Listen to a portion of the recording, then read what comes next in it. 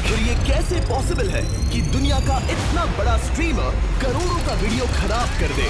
मेरे चैनल पे पोस्ट कर देना, अब वो मेरा वीडियो है। लगता है हमारे अगले सेगमेंट की शुरुआत अच्छी होगी। आपको पता चलने वाला है कि कैसे इसे मेरा स्टूडियो दिखाने का फैसला, हम लोग लाइव है स्टूडियो, मुझ पर ही भारी पड़ गया। इसीलिए रूल्स को लेकर स्पेसिफिक होना चाहिए। और एक छोटी सी गलती चेन रिएक्शन ट्रिगर कर सकती है, जिससे पूरे प्रोडक्शन का सत्यानाश हो सकता है। वो बस मेरे सामने दिखावा कर रहा है। ये वीडियो YouTube पर नहीं आने वाला था, लेकिन देखो हमने इसे कैसे निपटाया।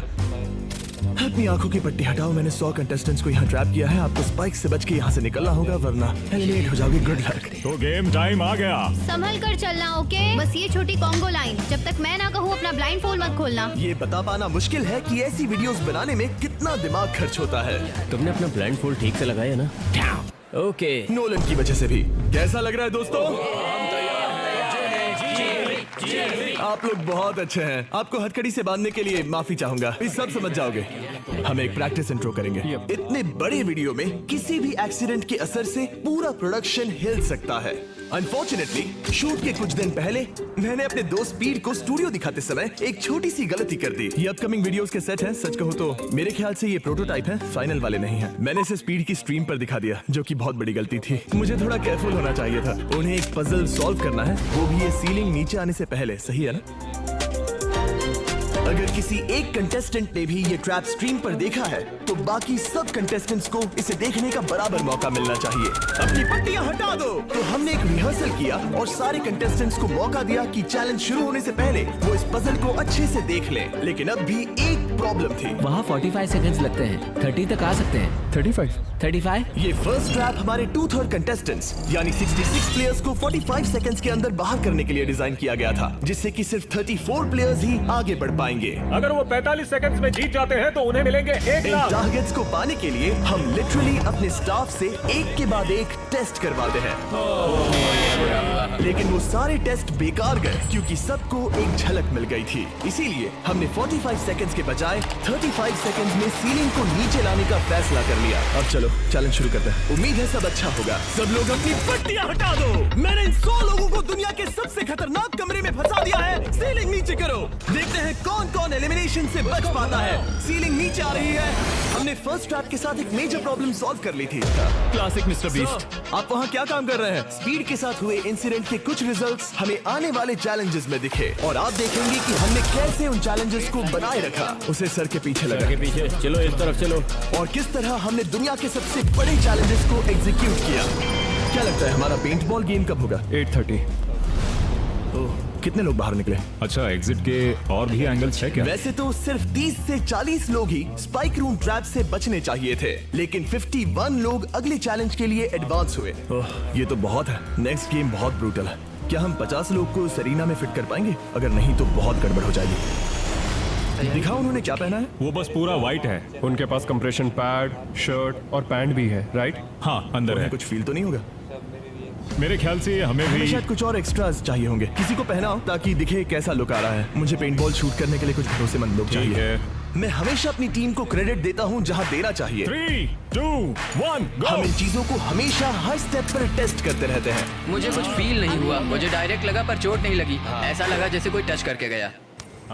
पर पेंटबॉल गन्स मजाक नहीं होते। मेरे दोस्तों को हेलो कहो। इस चैलेंज से कुछ वीक्स पहले हमारी टीम वाटर के लाइव स्ट्रीम पर मैंने 3 शॉट लिए, सिर्फ एक बोला था। सच कहूँ तो ये क्या था, बहुत दर्द हुआ। स्ट्रीमिंग गेम में तुम्हारा स्वागत है। सीधा मेरी नस पे लगा। हाँ, लगता तो है ना? चोट लगी क्या? डंक जैसा लगेगा, लेकिन एड्रेनलिन संभाल लेगा। मेरे ख्याल से ऐसा होना चाहिए, लेकिन असलियत में तो ऐसा कुछ होगा। ये बहुत एग्रेसिव है, हम ऐसे शूट नहीं कर सकते। हो सकता है कि 6 लोग किसी एक पर ही हमला करें और उसे 10 या 15 बार हिट हो जाए। अगर किसी को 3 पेंटबॉल्स लगे और 3 हफ्तों बाद भी उसकी चोट के निशान नहीं गए, तो मैं क्विट करूंगा। मैं नहीं चाहता किसी को चोट लगे। थोड़े एडजस्टमेंट्स के बाद हमने सभी पेंटबॉल गन्स की इंटेंसिटी कम कर दी। अब सिर्फ एक चीज बाकी रह गई थी। ओह बॉय, 51 बाकी है, सिर्फ 20 आगे जाएंगे। बाकी 31 एलिमिनेट हो जाएंगे। हाथ उठाओ। मैं समझ जाऊंगा कि सबको रूल्स अच्छे से पता है और किसी को कोई प्रॉब्लम नहीं है। स्वागत है दूसरे ट्रैप में। सब लोग अंदर आ जाओ, अंदर आ जाओ। यहाँ से जैसे जैसे और प्लेयर्स एलिमिनेट होते गए, स्ट्रैटेजी और टीम वर्क बाकी गेम्स में असर करने लगे। हम इन्हें एक दूसरे के खिलाफ करने वाले हैं। आगे आप देखेंगे कि कैसे टाइम के साथ हमारे चैलेंजेस इवॉल्व करते गए, और वो भी आखिरी मोमेंट पर। मुझे लगा नहीं था इतने डिसीजंस लेने ऐसी पड़ेंगे। सिचुएशंस के लिए हमें तैयार रहना चाहिए। इतने सारे कंटेस्टेंट्स के साथ और इतने बड़े सेट के साथ बहुत सी चीजें वीडियोस में जाती हैं जिसे आप शायद नोटिस नहीं करते। जब हम इस तरह के बड़े बड़े सेट्स बनाते हैं तो कभी कभी 100 से ज्यादा लोग इन्वॉल्व होते हैं, जिसमें इंजीनियर्स, आर्टिस्ट और क्रिएटिव्स भी होते हैं। और स्लैक उन्हें एक ऐसा स्पॉट देता है जहां वो एप्स के बीच स्विच किए बिना या ईमेल का यूज किए बिना आराम से कम्युनिकेट कर सकते हैं। नोलन ये क्या खेल रहा है? वो जिमी को देखो। सच में ये लाइट कितनी ब्राइट है। हाँ, पता नहीं पकड़ेगा या नहीं। मुझे नहीं लगता वो लगभग 30 साल का है। 27 लगभग 30 नहीं होता। ऑलराइट, स्वागत है ट्रैप नंबर 3 में। स्वागत है ट्रैप नंबर 3 में। तो यहाँ पर एक गड्ढा है, और आप लोग मतलब मेरा वीडियो एडिट में ये गड्ढे की तरह दिखेगा।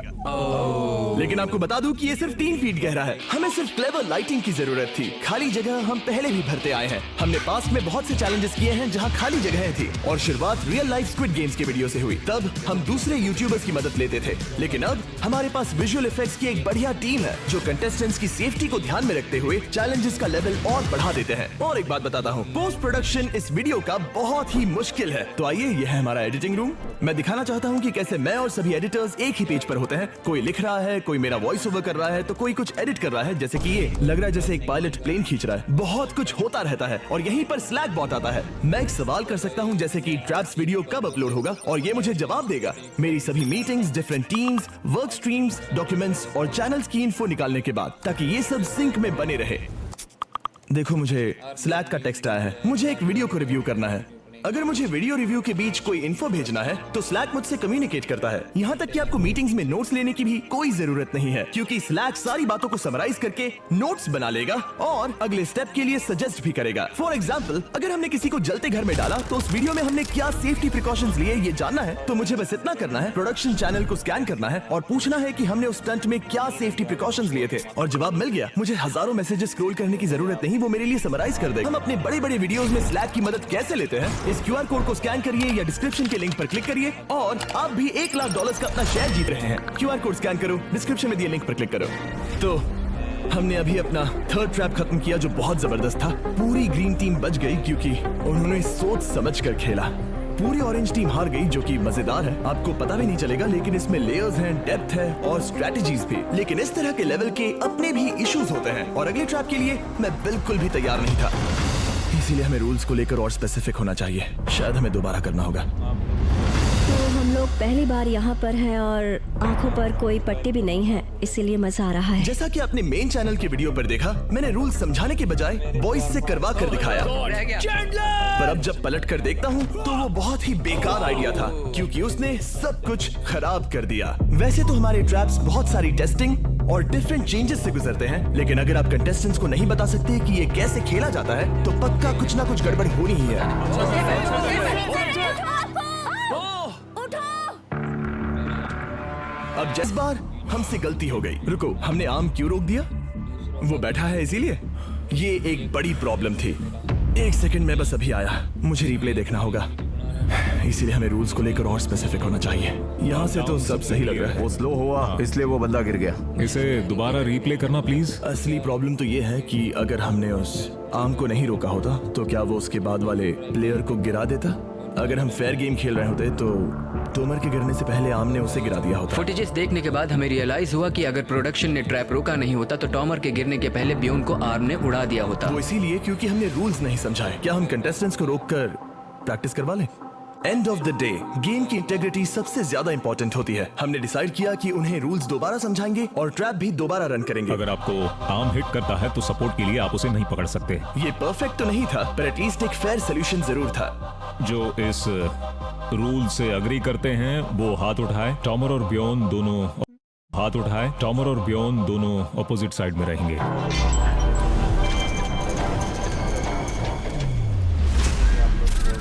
ऑलराइट, तो फाइनल ट्रैप का टाइम आ गया है। मैं बता नहीं सकता क्योंकि उन्हें नहीं पता वो क्या है, तो फ्यूचर मी समझाओ इन्हें। ये एक सिंपल चैलेंज था। हर प्लेयर के सामने 3 ग्लास के हार्ट्स थे और सबके पास चांस था कि वो जिसका भी हार्ट चाहे उसे कैनन बॉल से शूट करें। जैसे ही किसी एक प्लेयर के तीनों हार्ट टूट जाएंगे वो एलिमिनेट हो जाएगा। बहुत मजा आया। जो लास्ट प्लेयर था उसने $1 लाख की ट्रॉफी जीत ली। लेकिन हमारे ज्यादातर चैलेंजेस की तरह इसे भी कई महीनों की प्लानिंग लगी। 10 वर्जन से फिल्टर होना पड़ा और महीनों के ब्लूप्रिंट्स और आइडियाज के बाद इस फाइनल सेट को मेरी जबरदस्त प्रोडक्शन टीम और मैंने मिलकर तैयार किया है। हाँ, गुड जॉब फ्यूचर मी, बहुत मजा आएगा। देखते हैं क्या होता है। कैसे डिसाइड करेंगे कि कौन पहले जाएगा? वेल हम टोमो से स्टार्ट करेंगे क्योंकि वो round 1 winner, round 2 winner, round 3 winner, round 4 winner है। हम मेन चैनल वीडियो में कैरामल प्रमोट कर रहे हैं, उन्हें ट्राई करने देना चाहिए। ऑलराइट कंटेस्टेंट्स, कैसा लग रहा है वहाँ? ओके, हम बस स्टार्ट करने ही वाले हैं। मुझे पता है हम लेट हो गए हैं, लेकिन यही वीडियो का मेन पॉइंट है। नहीं यार। यहाँ ऊपर सब चेक कर लिया? क्या तुम कैंसिल ही खेलेगे? मैंने पहले ही कहा था। और कैसा लग रहा है? Oh my gosh. बहुत अच्छे, चलेगा। और 13 शॉट्स के बाद हमारे पहले एलिमिनेशन का टाइम आ गया। बस कर दो। मेन चैनल की वीडियो में जब प्लेयर एलिमिनेट होता है तो ये होता है, गिरा दो।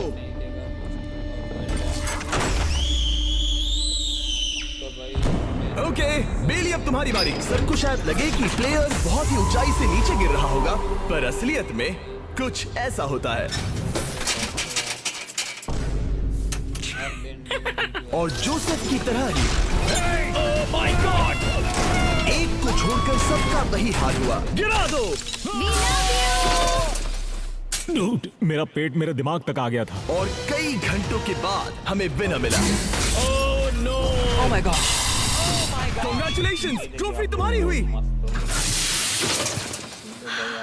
तुमने कमाल कर दिया। मैंने शॉट मिस कर दिया गाइस, पर मैं उसके लिए खुश हूँ। वैसे तो हमारे नॉर्मल वीडियोस में चैलेंज जल्दी खत्म हो जाते हैं, लेकिन इस राउंड को शूट करने में 5 घंटे लग गए।